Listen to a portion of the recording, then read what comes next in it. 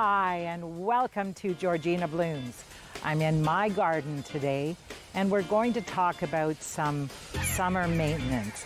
But I am going to share with you a very special birthday gift that my daughter Adrian gave to me this summer. You will not want to miss this.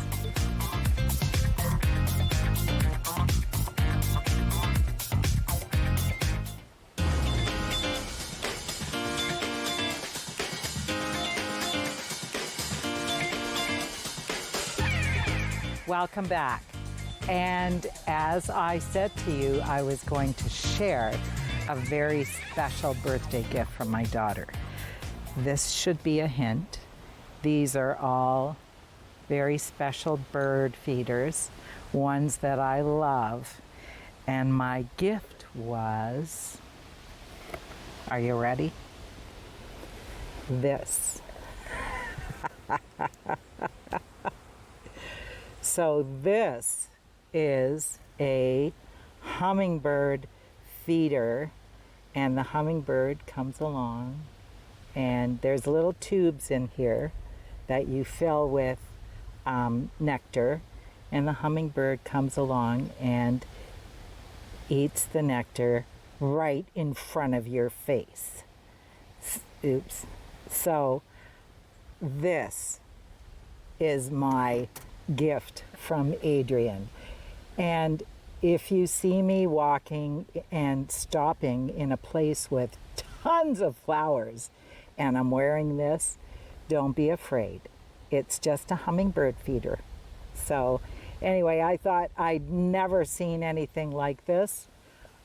And I think what I might do is put this on a table with the stuff, the nectar in here, so that they get used to it, and then maybe wear it on my head. But I'd like to talk to you a little bit more about hummingbirds. I know we have at the beginning of the season, and just to reiterate, I make their nectar. This is 4 parts water, or 4 parts water and 1 part sugar. Do not use raw sugar, organic sugar, brown sugar. Just use regular sugar, the white sugar. And I don't boil it. You don't have to boil it if your water is drinkable. If you can drink the water out of your tap, you can mix it with sugar for the hummingbirds. I use a little bit of warm water, put in a cup of sugar, 4 cups of water, shake it up, and put it in the fridge. It has to be kept refrigerated or it'll grow stuff. In keeping with that, when the weather is warm and hot and humid, as it is typically in the summer, your feeder needs to be cleaned out on a regular basis. And sometimes if it's been a hot day and a warm evening, I would change it up the next day. Certainly don't let it go more than 2 hot days as well. With the number of feeders that there are, this was also a gift that I can't wear on my head, but hummingbirds, most of the things that you see for hummingbirds have red in them. I don't fill the feeders up very much. This one is hardly filled, just enough to fill the bottom.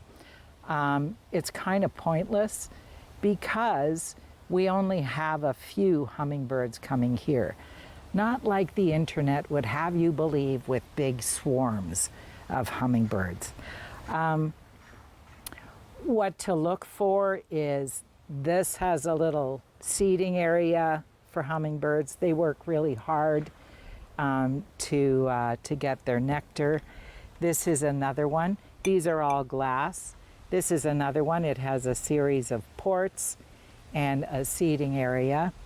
And this pretty one doesn't necessarily have a seating area, but I've got it hanging high up on our deck, and the oak tree branches are right there. So the hummingbirds can have a rest there. And this little hook was not substantial enough for me to let it dangle down a bit. One of the problems with having a hook in the garden, excuse me, when this is hanging on a hook, if it's about that high off the ground, we've had raccoons come and knock it over, and it's something sweet. So they'll come and just drink it. Some of them will wreck your feeders, which is not something that you want. So bear that in mind if you're just hanging it on a hook in the garden. I've got slanted hooks on the deck that slant outwards, and that's where these hang. This one's really old, but they tend to go to it anyway. The other thing is, they don't need red nectar. Some of the nectars have red dye in it. They don't need that. So they just need red to see red. And the best nectar is found in flowers. And I have a number of flowers here that they tend to go to. And I'm just going to grab my snips. Tubular flowers, although they're not all that particular. This is bee balm. And I'm just going to snip one off here. If you look closely, the bee balm is tubular, and it has many little tubes.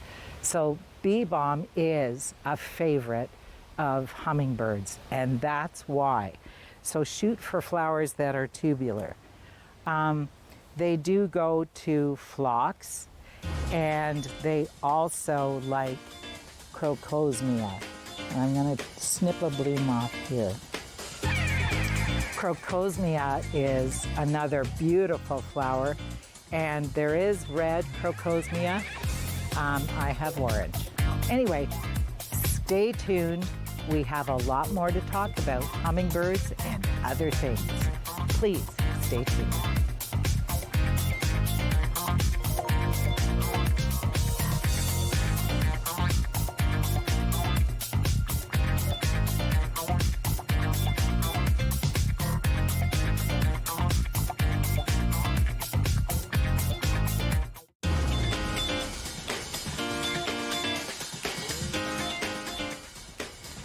Welcome back. And in maintaining your garden and keeping blooms going, I noticed this year the blooms are all kind of getting out there real quick. Deadheading is a big important thing to do. And when you deadhead, so bee balm, I want to keep bee balm going for the hummingbirds for sure.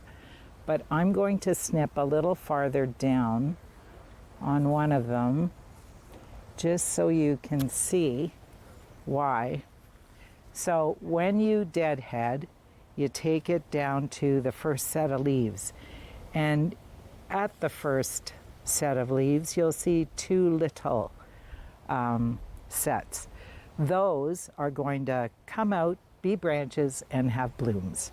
So I just let it fall. And that's why you deadhead. A flower's reason for blooming is to produce seed. When you interrupt that and cut off what could potentially be seeds, now they're going to get stubborn and produce more flowers, which is beneficial for you. Another flower that we rarely talk about for deadheading is a phlox. And I'm going to take a sacrificial lamb here. So the main bloom, the first bloom, is always going to be bigger and more spectacular. But when this main bloom is done, and you snip it back, you see that 2 more blooms came out. So the big bloom is gone, but it's still producing blooms. And on this one, you will see that when these are done and you snip it off, you're going to have more blooms. They're not as spectacular as the first one, but you're still going to have blooms. You want color in your garden. And as the season moves along, you don't want to leave faded blooms being the main event in your garden. And there's no need for them to be the main event. So phlox, cone flowers, certainly bee balm, roses. If you see, Veronica is another one, if you see little leaves coming out along the stem, like these would have been, deadhead. And you're going to have more blooms for your buck, which is what you should have. Now, in order to snip those blooms, you should also have sharp tools. And what I do is, in the interim, before taking them to have someone with a machine go nuts on my snipping tools, whether they be loppers or these, I have a container. So this paste comes with the sharpening kit for a rotary lawnmower. Rotary lawnmower means it turns and it turns and cuts the grass, in case you're, not of that vintage. But they've come back. Anyway, this paintbrush bristles were cut back, and I stole this idea from Eric Peters, the hairy gardener. So you dip into this concoction and you paint it on your blade. Very simple. And then you do, I'm going to hold this close to the microphone. I don't know if you can hear so you can hear the little silicone thingies rubbing up against the blade, and that helps to sharpen it. And you can do this with your loppers, anything that's for cutting. And this is just something to do in the interim. So this works for me because it's simple and I can do it and doesn't require, big machinery, or doesn't require me to really know what I'm doing. And then you just clean it off and then you're good to go. Not having sharp tools is not good for the plants, because all you're going to do is, when you cut it, you're not going to be able to cut it straight through, make a clean cut. It'll tear, which has the potential to allow disease into your plants, which is not something that you want. So sharpening your tools is important, and this is great to do in the interim. And at this time of year, you're going to be using these a lot, and your pruners for pruning back shrubs, and certainly for deadheading.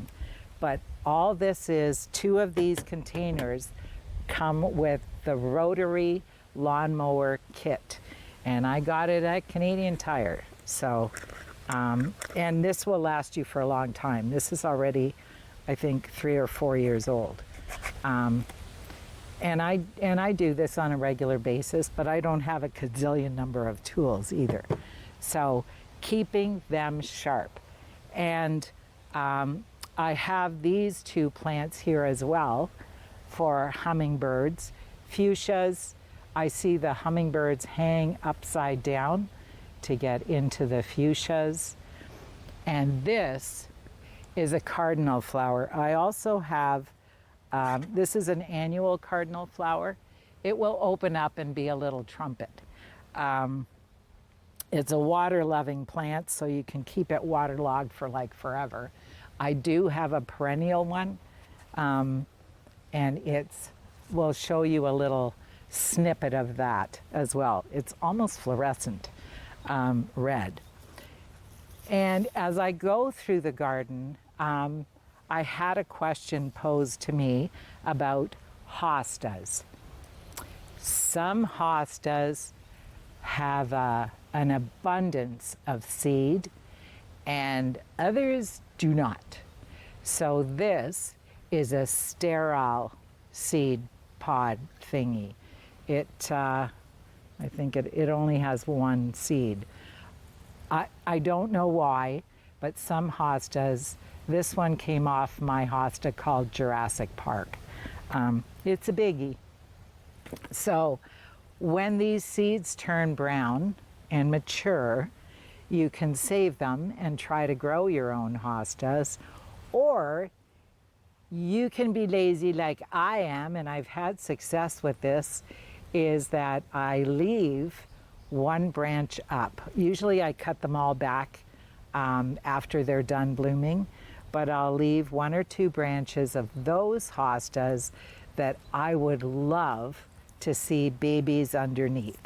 Hosta seeds do need the coldness of winter in order to be viable, but I've had success. If you don't till right away in the spring under where hostas are and keep an eye out, keep the weeds out, I have found baby hostas, and I've given those away, or I've transplanted them in my garden elsewhere.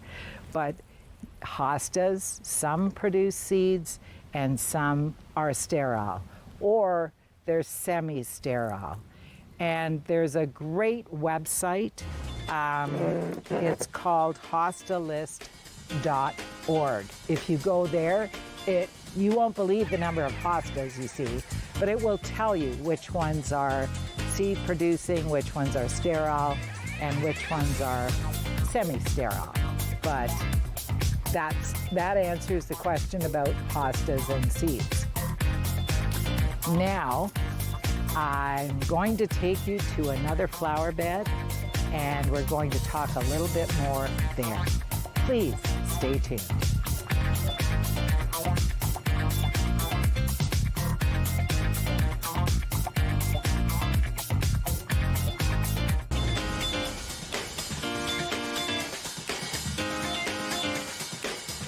Welcome back.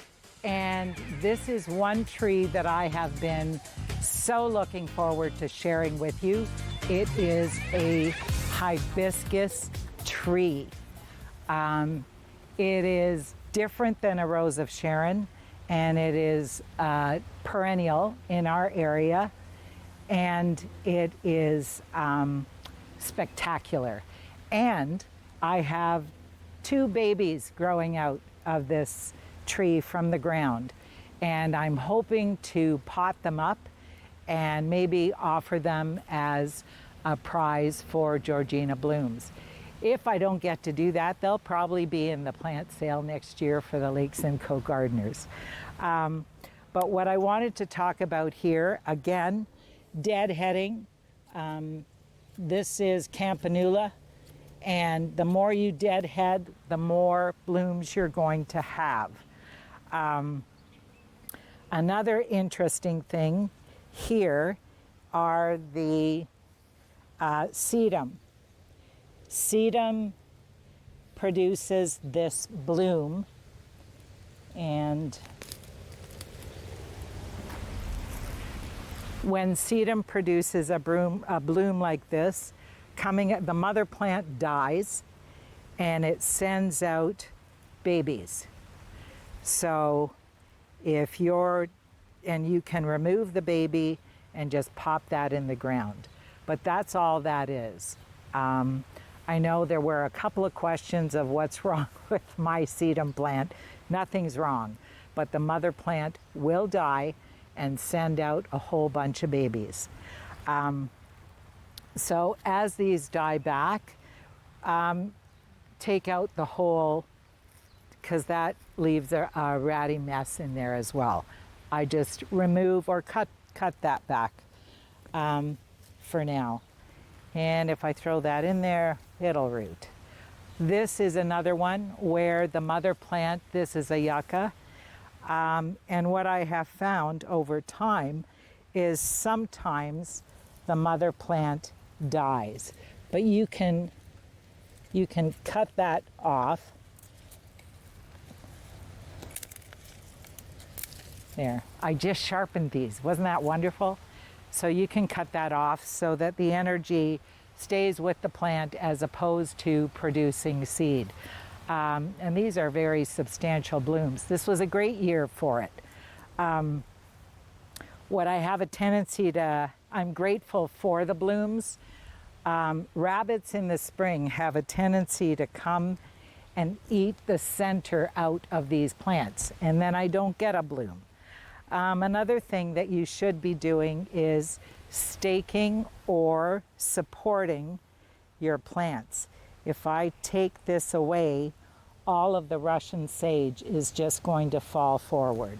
So getting little support things like this always helps. If I take this away, if I take this away, it should have fallen over. Anyway, it was lying on the ground this morning when I found it, and it could be because of the rain. And that's the other thing. You want to be able to support your plants because at times we are going to have heavy-duty rain that is going to ruin them. And if they fall too much, if they're too tall and fall too much, they're just going to break and snap and die. So, and you don't want that in your garden either. This bed is the farthest from the house. It is ignored the absolute most, but it holds interesting things. And one thing I would like to show you is this prickly pear cactus that has some weeds. This cactus is indigenous to Ontario, and it's a native plant. And if you take off one of these pods and put it in the ground, you'll create another plant. But I must say, if you get any of the needles in your fingers, they're a real pain to take out. They're just a pain.